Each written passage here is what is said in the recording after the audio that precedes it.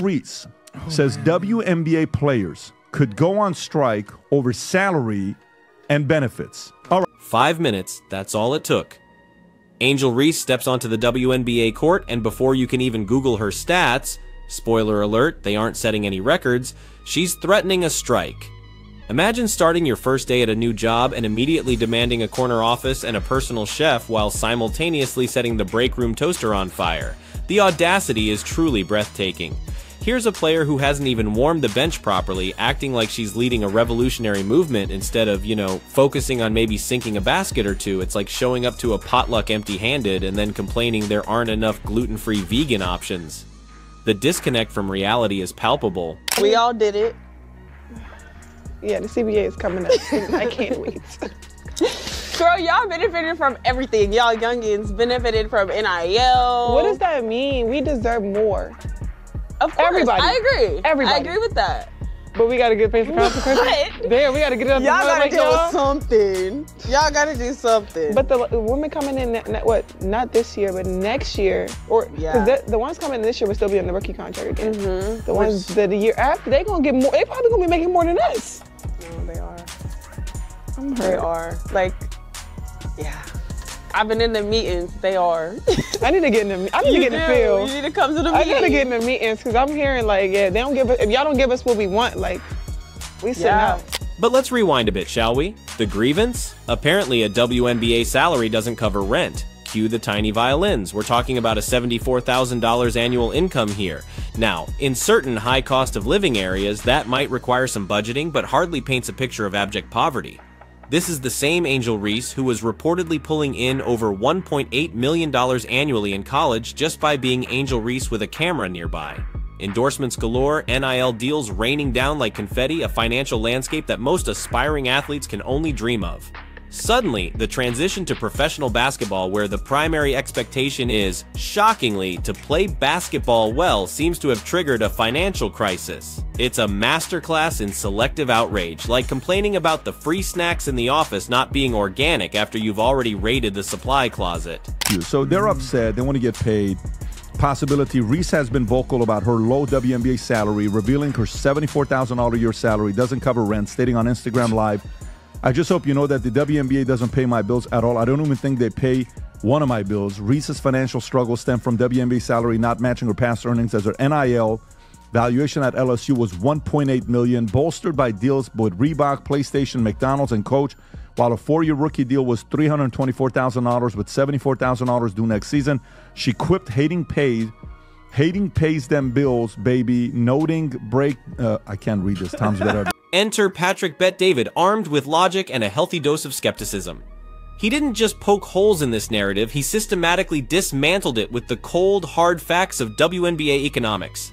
Angel's tearful plea about insufficient funds collided headfirst with the reality that the entire WNBA operates at a significant loss, reportedly around $50 million a year.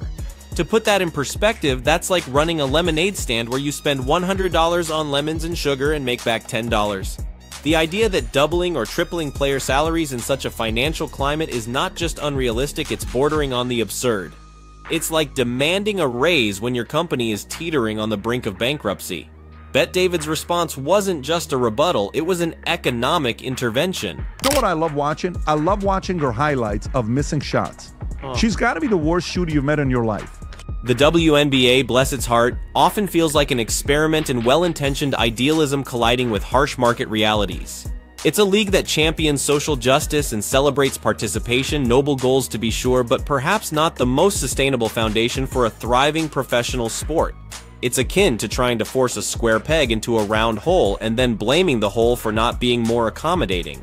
The calls for strikes and higher pay feel somewhat premature when the fundamental issue of generating sufficient revenue remains largely unaddressed. Maybe, just maybe, focusing on winning games and cultivating a larger, more engaged fan base should precede demands that resemble ransom notes. It's a simple equation: more viewers, more revenue, more opportunities for everyone. Threatening to disappear isn't exactly a winning strategy for a league still fighting for mainstream attention. They were demanding chartered flights, private airfare. The diva of dump divas, Kat Engelbert, she borrowed some weakness from Adam Silver and she acquiesced to these unreasonable demands, knowing her beloved dump could not afford it. When the WNBA approved chartered flights, I told you guys that it would not be enough. You see, the thing about entitlement, you can never satisfy the perceived need. Once you give in to entitlement, you are setting yourself up for a lifetime of unreasonable demands. Entitled people, they are experts at recognizing weakness, which is why Adam Silver and Kat Engelbert are constantly being taken advantage of. When the WNBA approved chartered flights, I told you guys that their next demand, it was going to be focused on their minimum wage salaries. Us normal people, myself included, And speaking of financial realities, let's not forget the NBA's role in this whole saga. They don't just support the WNBA, they practically keep it afloat. Think of it as a younger sibling who constantly needs a bailout from their more successful older brother. We're talking about $10 to $12 million a year that the NBA funnels into the WNBA just to keep the lights on. So, Angel Reese threatening to strike is less a display of power and more like the aforementioned houseplant threatening to move out. The landlord might actually breathe a sigh of relief. A WNBA strike wouldn't just be a financial inconvenience for the NBA. It might be a temporary reprieve from the ongoing financial drain. It's a tough pill to swallow, but the economic dependency is undeniable.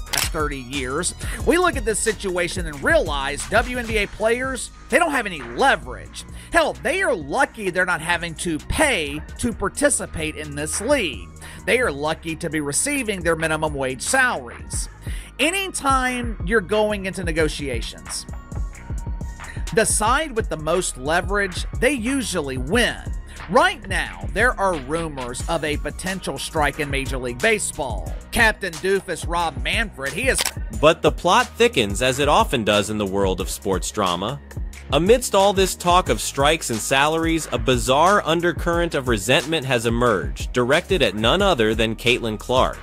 The very player who is injecting a much-needed shot of adrenaline into the league is somehow becoming a target of ire. This is the athlete selling out arenas, driving TV viewership up by a staggering 170% and causing merchandise sales to skyrocket by an unbelievable 600%. Let that sink in. Instead of celebrating this unprecedented surge in popularity, some WNBA veterans seem annoyed. It's like a restaurant complaining about having too many customers. Caitlin Clark isn't just playing basketball, she's single-handedly boosting the profile and by extension the potential financial future of the entire league. And the reaction from some corners? Side eyes, questionable fouls, and a general air of icy resentment. It's a baffling display of short-sightedness. Years later, they got a team there, number one. Number two, when Caitlin Clark came into the league, they left the arena they normally play in and had to go to an NBA venue because they were selling out. When Caitlin Clark was going to other cities, they were changing the venue they play in because they were going to larger venues because they were selling out. You'd think packed stadiums and national media attention would be universally welcomed. Instead, some view Caitlin's success not as a rising tide lifting all boats, but as a personal affront. They see her not as an ally in the fight for relevance, but as a usurper of their hard-earned, though perhaps less widely recognized, status. This isn't about anything Caitlin has done wrong. It's about her doing everything right, and the discomfort that creates for those who haven't experienced that level of mainstream adoration. The WNBA has spent years yearning for this kind of buzz, practically begging for a seat at the table of major sports. Now that Caitlin Clark has not just pulled up a chair, but brought the whole darn table with her, the response from some is hostility. It's a perplexing paradox. Well, you're going to be seeing a lot more of Caitlin Clark in the Indiana Fever this season. The WNBA announced the team will be nationally televised in 41 out of their 44 regular season games. There's no logical reason to be mad at someone who's making you relevant. When ego takes center court, strategy often gets benched. Instead of capitalizing on the Caitlin Clark effect, some players seem intent on diminishing it. The subtle jabs in interviews, the overly aggressive fouls on the court, it's a textbook example of cutting off your nose to spite your face. What's the underlying motivation here? It's not really about basketball fundamentals, it's about the shifting landscape of fame and influence. Caitlyn's arrival has disrupted the established hierarchy, and some are clearly struggling to adapt. The spotlight has broadened, and the distribution is no longer what it once was. But here's the crucial point they seem to be missing. Caitlyn's success can be everyone's success. A more popular WNBA means more opportunities, better paydays, and greater recognition for all involved. Instead, the focus seems to be on trying to dim Caitlyn's star, which, ironically, risks dimming the league's overall prospects. 4 on CBS, I think 5 or 6 on Amazon Prime. I think they have the most on NBA TV. But nevertheless, that goes to show you who's the face of the league, guys. This year, these networks with this new deal in the CBA, they knew coming into the season they had to showcase the Indiana Fever more than any other team. Now, what will cap it off more? The Indiana Fever. And then we have Lisa Leslie, a true legend of the game, offering her insights on how to improve WNBA salaries. Her solution? NBA players should maybe skip a night at the casino? Seriously? That's the grand plan? Not innovative marketing strategies? Not securing lucrative broadcasting deals? Not cultivating a new generation of fans, but hoping LeBron James decides to lay off the craps table? It's a suggestion so out of touch with the realities of professional sports finance that it's almost comical. It highlights a fundamental misunderstanding of the scale and economics involved. Relying on the discretionary spending of NBA players as a primary source of funding is not a strategy. It's a Hail Mary pass thrown with the clock expired and the team down by 50. I mean, I just think, from a salary standpoint, it'd be great for the women to be able to make more money. It's a lot of work. It's a lot of hard work. I think I saw something that said, like, one player that makes maybe $12 million on the NBA team could cover the whole WNBA salary. Yeah, that's insane. So that's kind of like crazy. And again, we're what, 26 years young, so it's not like we're comparing ourselves to the NBA, but I do feel like the pay gap would be something that, we could just take a donation around the NBA maybe one night y'all don't go to the casinos. Draymond Green, never one to mince words, had a predictably strong reaction to Leslie's suggestion. For once, his ire wasn't directed at an opposing player. It was aimed at defending the WNBA from what he clearly perceived as a misguided attempt at a solution. His frustration was palpable, and rightfully so. The NBA already provides substantial support to the WNBA across the board, from financial backing to utilizing their infrastructure and platforms for promotion. To then suggest that NBA players should further subsidize the league by curtailing their personal entertainment spending is not only presumptuous, but also overlooks the significant contributions already being made. On that stuff, because it pisses me off.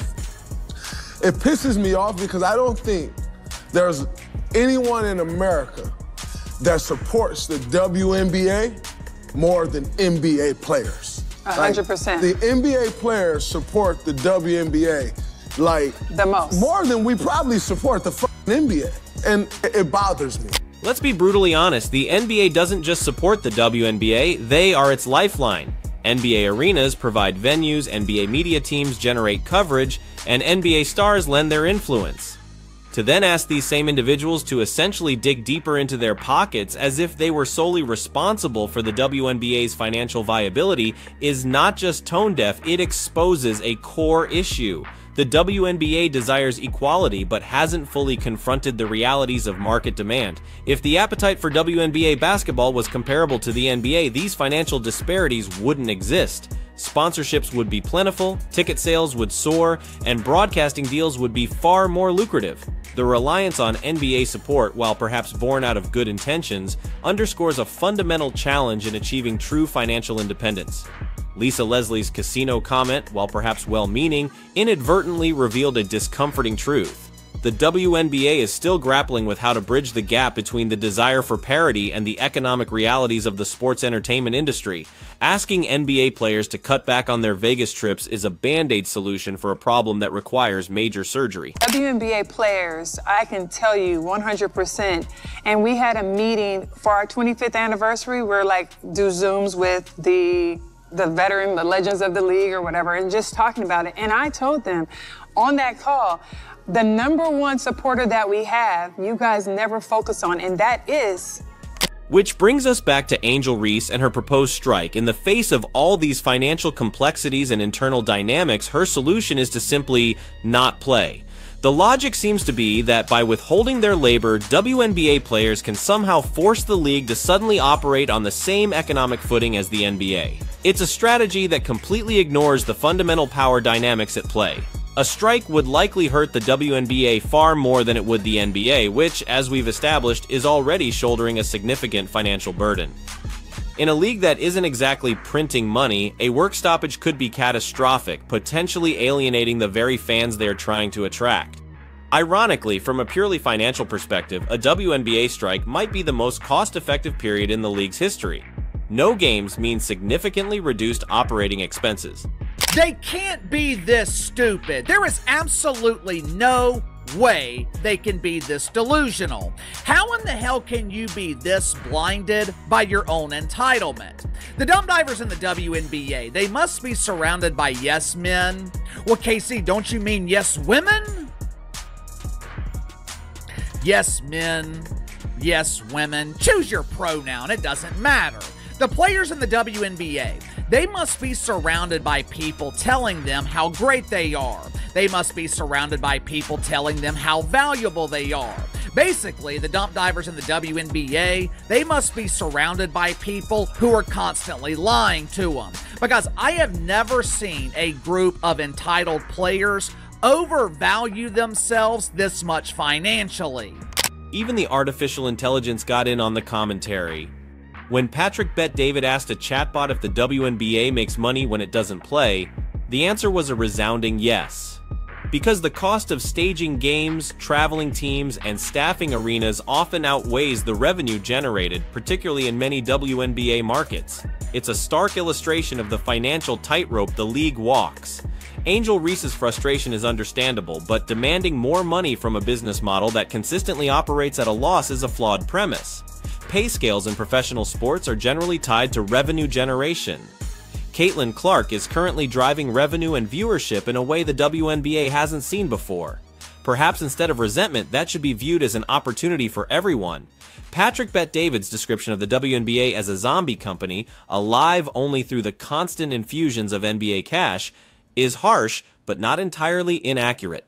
It survives not solely on its own economic merits, but also as a vehicle for social progress and representation. No amount of sideline glares or strike threats will alter that fundamental reality. Claiming that a work stoppage would be great for Major League Baseball. Had one of my longtime viewers reach out to me this week saying that Rob Manfred was actually right from a financial perspective. The suggestion that the WNBA deserves the same revenue split as the NBA is akin to a local band demanding the same royalties as a stadium-filling superstar. While both operate in the realm of entertainment, the scale and demand are vastly different. The NBA generates billions. The WNBA, while growing, operates on a much smaller scale. You can't divide revenue that hasn't been generated. This isn't about fairness in an abstract sense. It's about the economic realities of professional sports. The WNBA has never turned a profit in its 30-year history. It exists because the NBA subsidizes it. Because they don't make any money. Nobody, generally speaking, is watching. I understand why they're not making the same or even close to it, because the viewership just simply isn't there. That's ad revenue. They have to sell that time. So I completely understand why. Now, from a female's perspective, I also can empathize saying, yeah, I get why that's frustrating. I get why, as a woman, you wish that more people watched your sport and therefore you could make the same salary. Right. I empathize with that. That is frustrating. However, it just is what it is. I mean, you can't change. I hope, like you said, that Caitlin Clark can change things, but it's just not the case right now. Ultimately, the issues facing the WNBA are complex and multifaceted. They involve financial sustainability, market demand, internal dynamics, and the delicate balance between social mission and competitive sport. Demanding higher pay and threatening strikes without addressing the underlying economic challenges is unlikely to yield the desired results. Perhaps a greater focus on building a stronger, more engaged fan base, coupled with strategic business decisions, would be a more productive path forward. Until then, maybe the focus should shift from demanding more to delivering more, both on and off the court. Because in the world of professional sports, respect and financial rewards are typically earned, not simply demanded.